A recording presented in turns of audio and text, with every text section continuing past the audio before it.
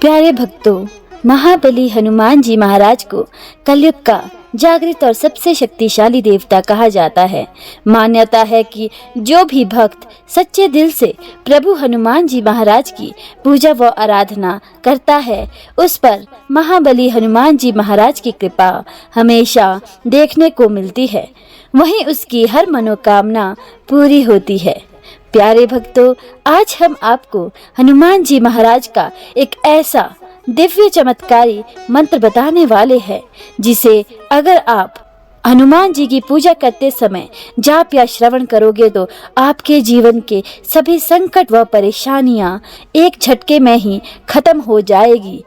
इस महाशक्तिशाली मंत्र का असर तुरंत देखने को मिलता है। आपके जीवन की बड़ी से बड़ी परेशानी को यह मंत्र सुनने मात्र से ही दूर कर देता है।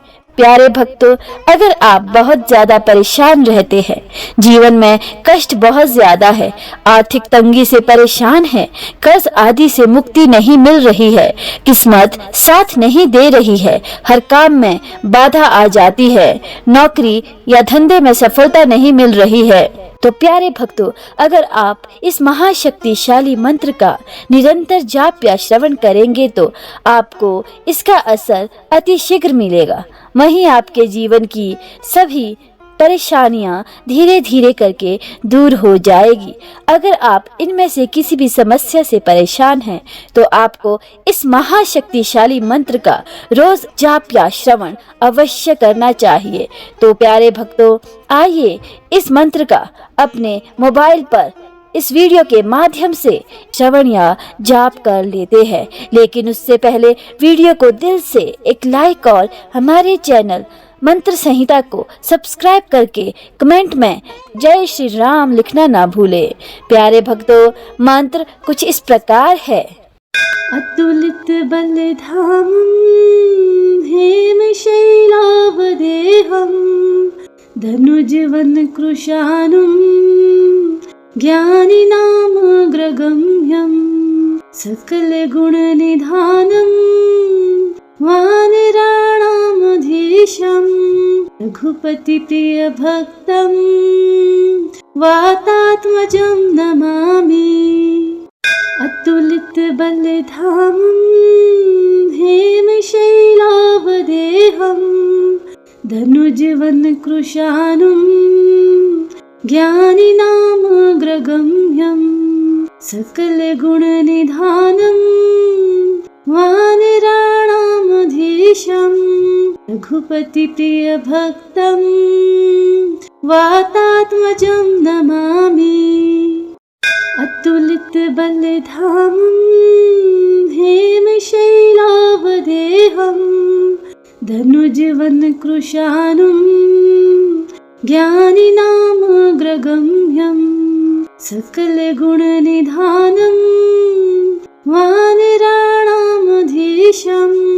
रघुपति प्रिय भक्तं वातात्मजं नमामि।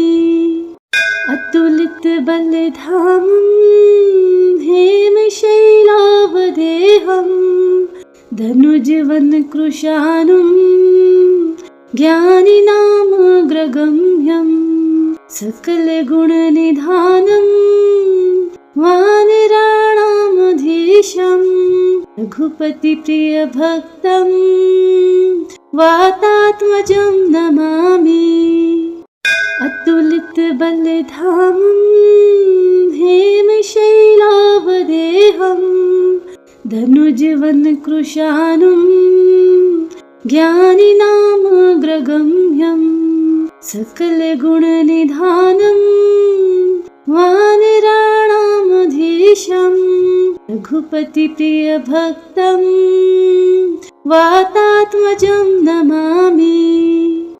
अतुलित बलधामं हेम शैलावदेहं धनुजवन कृशानुं ज्ञानिनामग्रगम्यं सकल गुण निधानं वानराणामधीशं रघुपति प्रिय भक्तं वातात्मजं नमामि। अतुलित बलधामं हेमशैलावदेहं धनुजवनकृशानुं ज्ञानिनामग्रगम्यं सकलगुणनिधानं वानराणामधीशं रघुपतिप्रियभक्तं वातात्मजं नमामि। अतुलितबलधामं हेमशैलावदेहं धनुजवनकृशानुं ज्ञानिनामग्रगम्यं सकलगुणनिधानं वानराणामधीशं रघुपतिप्रियभक्तं वातात्मजं नमामि। अतुलितबलधामं हेमशैलावदेहं धनुजवनकृशानुं ज्ञानिनामग्रगम्यं सकलगुणनिधानं वानराणामधीशं रघुपतिप्रियभक्तं वातात्मजं नमामि। अतुलितबलधामं हेमशैलावदेहं धनुजवनकृशानुं ज्ञानिनामग्रगम्यं सकलगुणनिधानं वानराणामधीशं रघुपतिप्रियभक्तं वातात्मजं नमामि। अतुलितबलधामं हेमशैलावदेहं धनुजवनकृशानुं ज्ञानिनामग्रगम्यं सकलगुणनिधानं वानराणामधीशं रघुपतिप्रियभक्तं वातात्मजं नमामि। अतुलितबलधामं हेमशैलावदेहं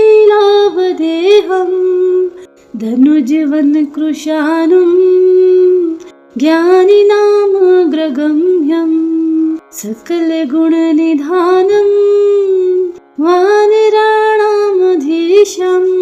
रघुपतिप्रियभक्तं वातात्मजं नमामि। अतुलितबलधामं हेमशैलावदेहं धनुजवनकृशानुं ज्ञानिनामग्रगम्यं सकलगुणनिधानं वानराणामधीशं रघुपतिप्रियभक्तं वातात्मजं नमामि। अतुलितबलधामं हेमशैलावदेहं धनुजवनकृशानुं ज्ञानिनामग्रगम्यं सकलगुणनिधानं वानराणामधीशं रघुपतिप्रियभक्तं वातात्मजं नमामि। अतुलितबलधामं हेमशैलावदेहं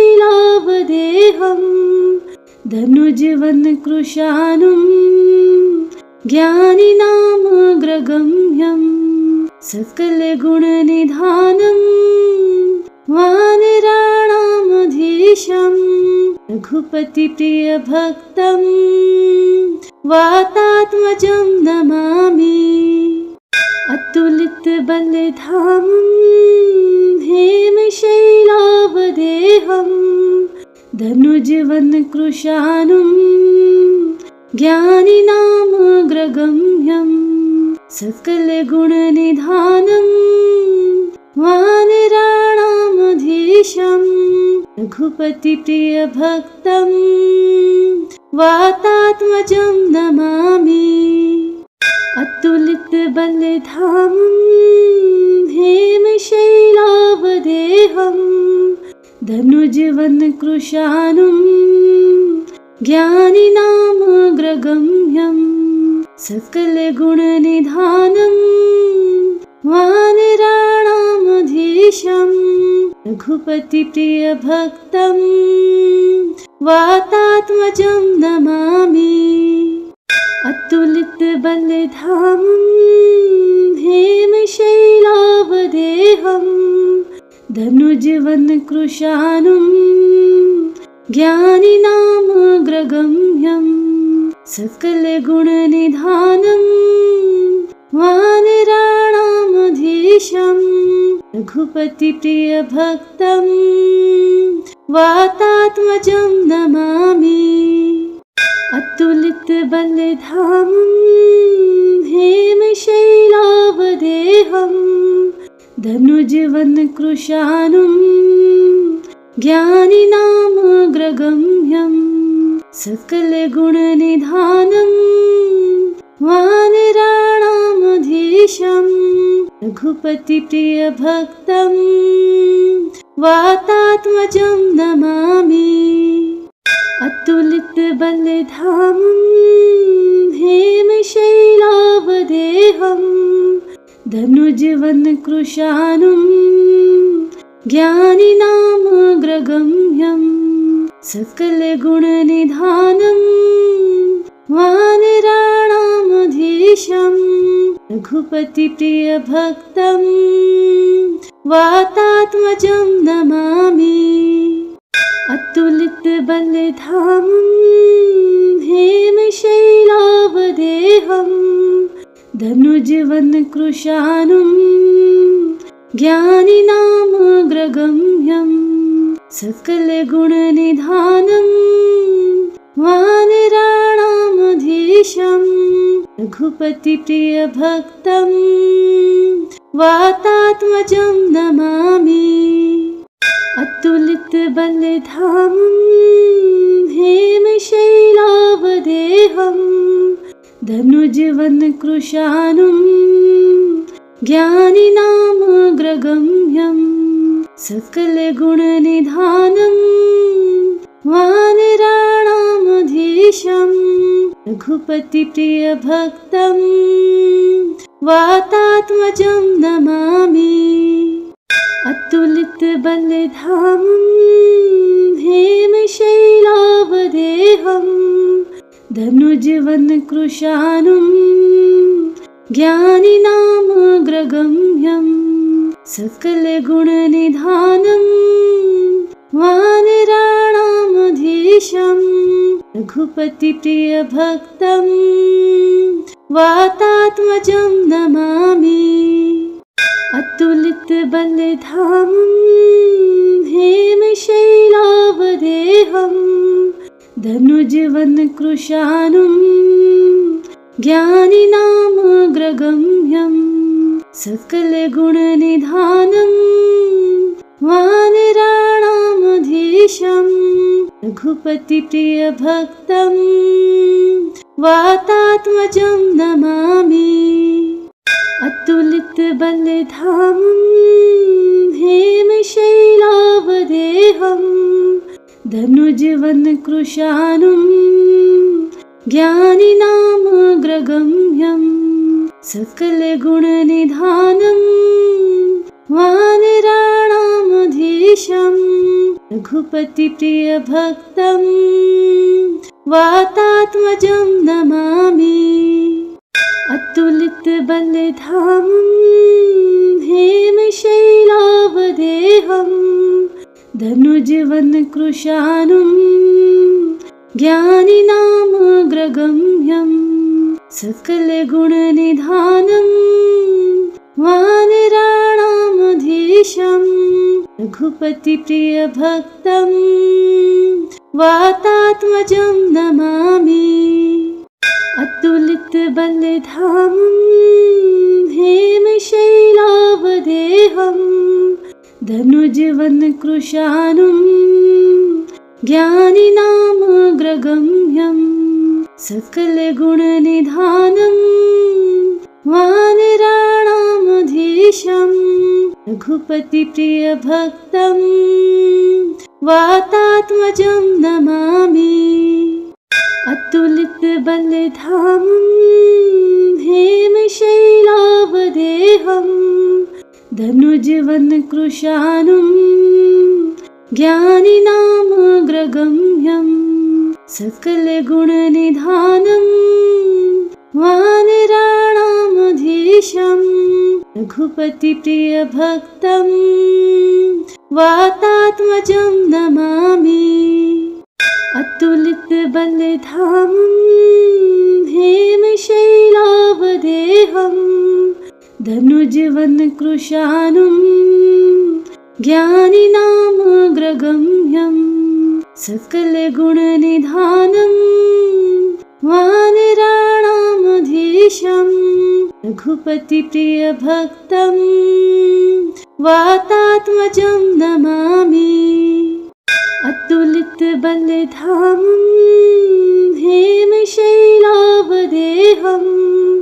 धनुजवनकृशानुं ज्ञानिनामग्रगम्यं सकलगुणनिधानं वानराणामधीशं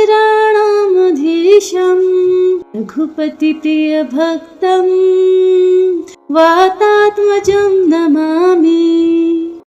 अतुलितबलधामं हेमशैलावदेहं धनुजवनकृशानुं ज्ञानिनामग्रगम्यं सकलगुणनिधानं वानराणामधीशं रघुपतिप्रियभक्तं वातात्मजं नमामि। अतुलितबलधामं हेमशैलावदेहं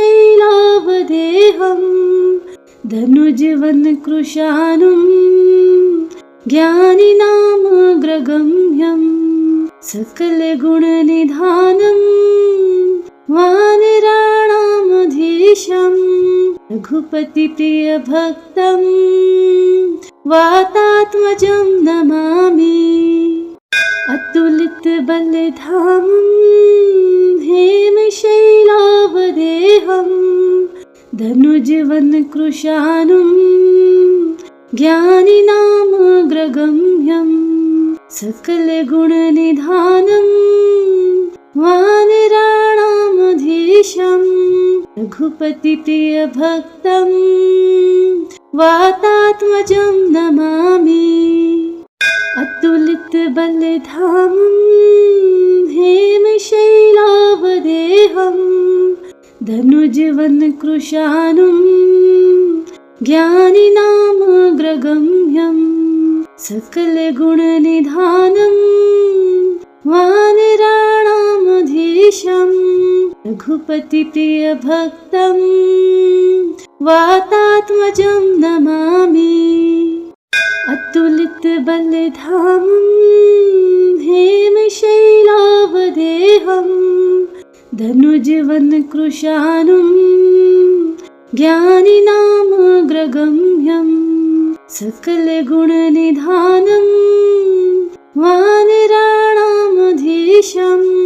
रघुपतिप्रियभक्तं वातात्मजं नमामि। अतुलितबलधामं हेमशैलावदेहं धनुजवनकृशानुं ज्ञानिनामग्रगम्यं सकलगुणनिधानं वानराणामधीशं रघुपतिप्रियभक्तं वातात्मजं नमामि। अतुलितबलधामं हेमशैलावदेहं धनुजवनकृशानुं ज्ञानिनामग्रगम्यं सकलगुणनिधानं वानराणामधीशं रघुपतिप्रियभक्तं वातात्मजं नमामि। अतुलितबलधामं हेमशैलावदेहं धनुजवनकृशानुं ज्ञानिनामग्रगम्यं सकलगुणनिधानं वानराणामधीशं रघुपतिप्रियभक्तं वातात्मजं नमामि। अतुलितबलधामं हेमशैलावदेहं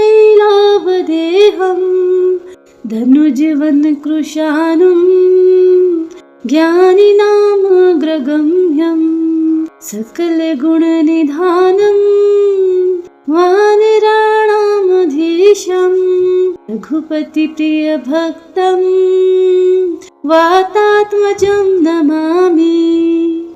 अतुलितबलधामं हेमशैलावदेहं धनुजवनकृशानुं ज्ञानिनामग्रगम्यं सकलगुणनिधानं वानराणामधीशं रघुपतिप्रियभक्तं वातात्मजं नमामि। अतुलितबलधामं हेमशैलावदेहं धनुजवनकृशानुं ज्ञानिनामग्रगम्यं सकलगुणनिधानं वानराणामधीशं रघुपतिप्रियभक्तं वातात्मजं नमामि। अतुलितबलधामं हेमशैलावदेहं धनुजवनकृशानुं ज्ञानिनामग्रगम्यं सकलगुणनिधानं वानराणामधीशं रघुपतिप्रियभक्तं वातात्मजं नमामि। अतुलितबलधामं हेमशैलावदेहं धनुजवनकृशानुं ज्ञानिनामग्रगम्यं सकलगुणनिधानं वानराणामधीशं रघुपतिप्रियभक्तं वातात्मजं नमामि। अतुलितबलधामं हेमशैलावदेहं धनुजवनकृशानुं ज्ञानिनामग्रगम्यं सकलगुणनिधानं वानराणामधीशं रघुपतिप्रियभक्तं वातात्मजं नमामि। अतुलितबलधामं हेमशैलावदेहं धनुजवनकृशानुं ज्ञानिनामग्रगम्यं सकलगुणनिधानं वानराणामधीशं रघुपतिप्रियभक्तं वातात्मजं नमामि। अतुलितबलधामं हेमशैलावदेहं धनुजवनकृशानुं ज्ञानिनामग्रगम्यं सकलगुणनिधानं वानराणामधीशं रघुपतिप्रियभक्तं वातात्मजं नमामि। अतुलितबलधामं हेमशैलावदेहं धनुजवनकृशानुं ज्ञानिनामग्रगम्यं सकलगुणनिधानं वानराणामधीशं रघुपतिप्रियभक्तं वातात्मजं नमामि। अतुलितबलधामं हेमशैलावदेहं